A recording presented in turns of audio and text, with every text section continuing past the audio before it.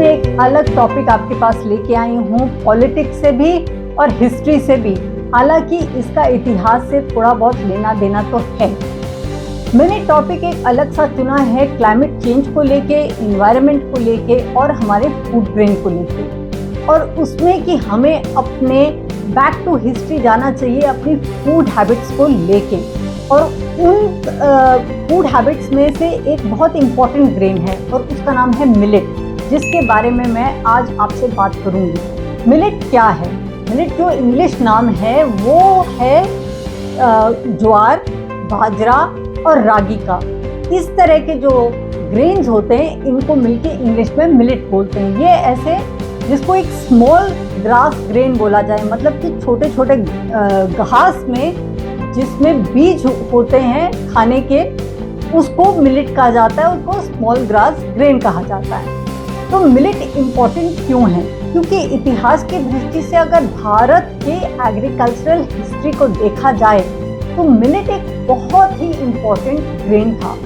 यहाँ तक कि नियोलिथिक एज में 12,000 साल पहले, जब पहले क्रॉप कल्टीवेशन ह्यूमन बींग्स ने शुरू किया, तो जो इंडियन प्लेटो है, साउथ डेक्कन और नॉर्थ, तीनों जगह और खासकर वेस्ट राजस्थान गुजरात की तरफ मिलेट की काफ़ी agricultural production initially human beings ने की, और यहाँ पे जो लोग बसते थे उन्होंने मिलेट को उगाया। ये कम से कम आज के टाइम में भी राजस्थान और गुजरात खास करके इन एरियाज में 40% या 50% टोटल ह्यूमन कंजम्पशन जो ग्रेन का है वो बाजरे का ही होता है या ज्वार का होता है, और साउथ इंडिया में रागी बहुत पॉपुलर है। मगर ये जो हमारे प्राइमरी ग्रेन्स हैं जिनका नाम हमारे को अगर देखा जाए तो सबसे पहले यजुर्वेद में आया। इसका नाम 2-3 तरह से लिया गया। एक तरह प्रियांगवा के नाम से, आनुवा के नाम से, और इसका नाम श्यामका, मतलब कि जो थोड़ा ब्राउन हो, श्यामका, उसके नाम से यजुर्वेद के टेक्स्ट में भी मिलेट की डिस्क्रिप्शन है कि इस तरह के ग्रेन्स को, सीड्स को ह्यूमन बींग्स उस समय कंज्यूम करते थे और फूड के नाम पे इसको एक तरह से बहुत ही ऊंचा दर्जा दिया गया था। तो धीरे धीरे टू मिलेट हमारे एवरीडे फूड में से कम होता गया। उसके कुछ कारण हैं और उसके मैं इकोनॉमिक इम्पैक्ट्स भी आपको बताऊंगी। ग्रीन रेवोल्यूशन हुआ और थोड़ा वेस्टर्नाइजेशन आया। एक तो जब कॉलोनियल पीरियड आया तो ब्रेड आई जो फ्लावर से बनती है, और ब्रेड का कंजम्पशन इंडिया में बढ़ने लगा एक वेस्टर्न इन्फ्लुएंस आने के कारण, और चावल भी आया, और साथ में व्हीट की एकदम प्रोडक्शन बढ़ गई ग्रीन रेवोल्यूशन के कारण। जब ग्रीन रेवोल्यूशन हुआ तो सबसे ज़्यादा जो ग्रेन इम्पैक्ट हुआ वो हुआ व्हीट, मतलब अनाज। एक तरह से जब देखा जाए प्री इंडिपेंडेंस से अभी तक, तो पोस्ट ग्रीन रेवोल्यूशन का जो पीरियड देखा जाए तो जो राइस का प्रोडक्शन, मतलब चावल का प्रोडक्शन था, वो 2 गुना बढ़ गया, और जो व्हीट मतलब अनाज का प्रोडक्शन था वो 3 गुना बढ़ गया, मतलब 300% इसमें ग्रोथ आई, और इतना ज़्यादा हो गया कि हम इसको एक्सपोर्ट भी करने लगे। और जो पब्लिक डिस्ट्रीब्यूशन सिस्टम, जो PDS बोला जाता है, उसके थ्रू भी ज़्यादा से ज़्यादा अनाज को डिस्ट्रीब्यूट करना शुरू हो गया। एक तरह से गवर्नमेंट पॉलिसी होगी, तो primary grain of India wheat हो गया, और एक तरह से उसके सेकंड नंबर पे राइस हो गया, मतलब चावल हो गया। मगर इसके कुछ बहुत ही नेगेटिव इम्पैक्ट भी आए हैं। वो ये कि खासकर चावल, अनाज से भी ज़्यादा चावल पानी की कंजम्पशन बहुत लेता है। मैं अभी ही फिलहाल ही 1-2 दिन पहले एक सेमिनार में गई, और उसमें एक बहुत ही इम्पोर्टेंट पॉइंट मैंने डिस्कशन में सुना जो मुझे एकदम स्ट्राइक किया, कि हम जो शुगर है, जो शुगर केन, गन्ना, उससे बनता है, और जो चावल है हम एक्सपोर्ट करते हैं, और खासकर शुगर के हम नंबर 1 एक्सपोर्टर हो गए। ब्राज़ील जो एक बहुत बड़ा शुगर का एक्सपोर्टर था, उसको भी बीट करके इंडिया नंबर 1 शुगर एक्सपोर्टर हो गया। मगर हम इसको पूरे संसार में एक तरह से बहुत सब्सिडाइज वे से दे रहे हैं। आप पूछेंगे वो कैसे, क्योंकि जो हम कॉस्ट ले रहे हैं उससे तो ज़्यादा पे हम बेच रहे हैं कि जो भी शुगर का कॉस्ट है या जो भी राइस का कॉस्ट है उससे ज़्यादा कॉस्ट पे हम एक्सपोर्ट करते हैं। तो फिर क्यों हम घाटे में हैं? हम घाटे में इसलिए हैं क्योंकि इन दोनों को उगाने में, गन्ने को उगाने में और चावल को उगाने में बहुत ज़्यादा पानी लगता है, और वो हम पानी अपने किसानों को सब्सिडाइज रेट पे दे रहे हैं, जिस वजह से इसका कॉस्ट कम है।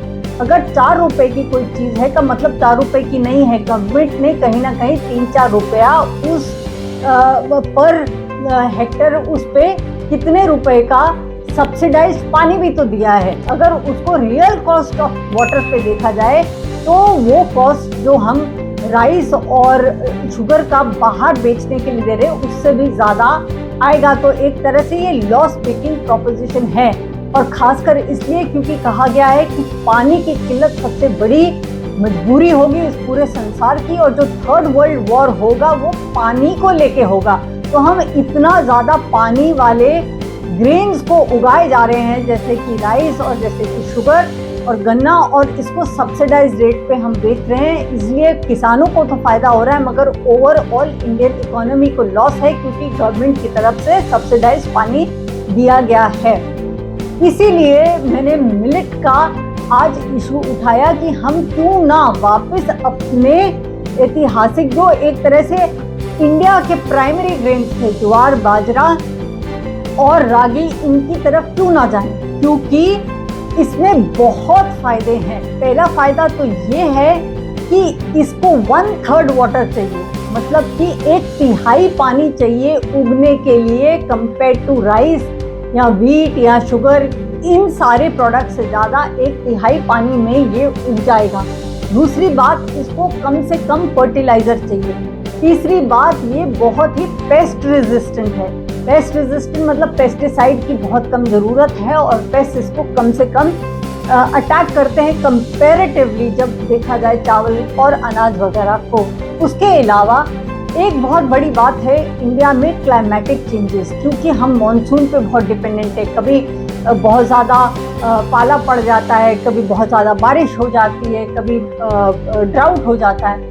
तो भी इसको एक हार्डी HARDY हार्डी क्रॉप माना गया है, मतलब कि एक तरह से ये मजबूत क्रॉप है और क्लाइमेटिक चेंजेस से इस पे असर होता है, मगर बाकी जो अनाज वगैरह हैं या चावल है उससे कम इम्पैक्ट होता है, और इसकी खेती बहुत जल्दी ख़राब नहीं होती। एक और जो 5वीं बात मैं आपको बताऊं वो ये, इसका फ़ायदा है कि हमारे जो स्टोर्स हैं, गोडाउन हैं, वो बहुत अनाज से भरे रहते हैं, क्योंकि हमारा प्रोडक्शन काफ़ी ज़्यादा है और PDS के थ्रू हमें डिस्ट्रीब्यूट करना पड़ता है।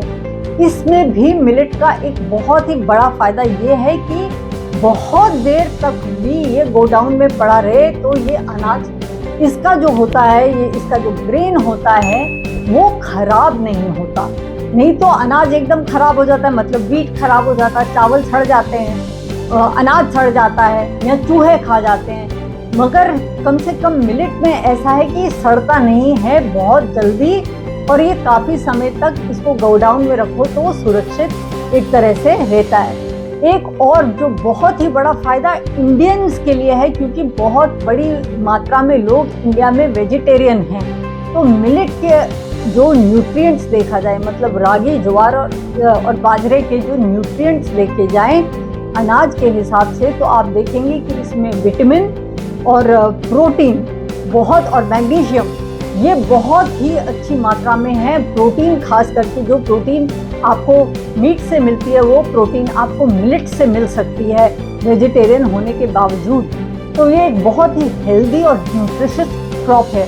और 7वीं और आखिरी बात ये है कि ये वाले जो क्रॉप्स हैं, एक तो सिर्फ ह्यूमन बींग्स के लिए नहीं, ये एनिमल जो लाइव स्टॉक है, गायें हैं, भैंस हैं, जो हम लोग, बकरी है, ये इन सब लोग के लिए जो हम ग्रेन और पाउडर डालते हैं खाने के लिए, उनके लिए भी बहुत ही न्यूट्रिशियस है। और दूसरी बात कि वो बायोफ्यूल जो बनता है उसमें भी मिलेट यूज़ होके बायोफ्यूल बन सकता है। इन सभी कारणों की वजह से मुझे लगता है कि मैंने आज ये टॉपिक चूज़ किया मिलेट का, कि क्लाइमेट चेंज को लेके और इंडिया के जो वेदर कंडीशंस है उसको लेके हमें अपनी प्राचीन रूटीन्स में जाना चाहिए और प्राचीन एग्रीकल्चरल प्रैक्टिसेस में जाना चाहिए और मिलेट को ज़्यादा से ज़्यादा यूज़ करने की कोशिश करनी चाहिए, क्योंकि वो हमारी हेल्थ के लिए, हमारे स्वास्थ्य के लिए भी और देश की इकोनॉमी दोनों के लिए फ़ायदेमंद होगा।